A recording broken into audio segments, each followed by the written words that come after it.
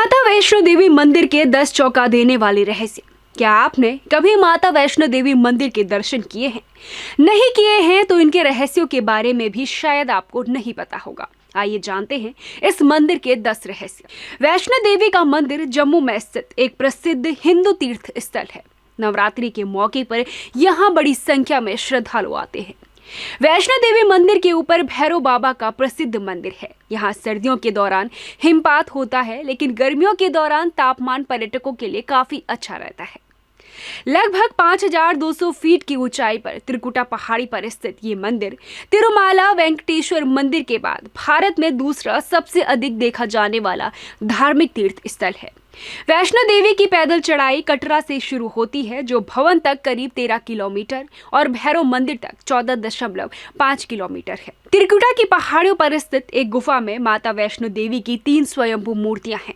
देवी काली दाएं, सरस्वती बाएं और लक्ष्मी जी बीच में पिंडी के रूप में गुफा में विराजमान है। इन तीनों पिंडियों के संयुक्त रूप को वैष्णो देवी माता कहा जाता है। इस स्थान को माता का घर भी कहा जाता है। पवित्र गुफा की ऊंचाई 98 फीट है। इस गुफा में एक बड़ा चबूतरा है। इस चबूतरे पर माता का आसन है, जहां देवी त्रिकुटा अपनी माताओं के साथ विराजमान है। भवन वो स्थान है जहां माता ने भैरवनाथ का वध किया था। भैरव का शव प्राचीन गुफा के सामने मौजूद है। उनका सिर उड़कर 3 किलोमीटर दूर भैरव घाटी में चला गया और शव यही रह गया। जिस स्थान पर सिर गिरा वो स्थान आज भैरवनाथ के मंदिर के नाम से जाना जाता है।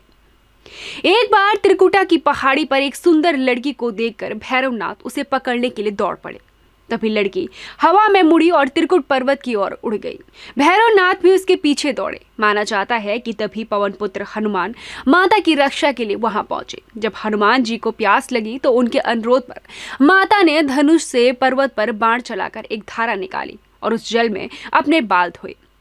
फिर एक गुफा में प्रवेश कर मां ने 9 महीनों तक तपस्या की। इस दौरान हनुमान जी ने उनकी रक्षा की। इस दौरान एक ऋषि ने भैरवनाथ से कहा कि जिसे तुम कन्या समझ रहे हो वो आदिशक्ति जगदम्बा है, तो उस महाशक्ति का पीछा छोड़ो।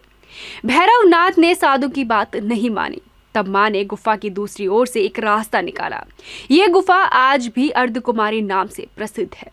अर्धकुमारी के आगे माता की चरण पादुका भी है।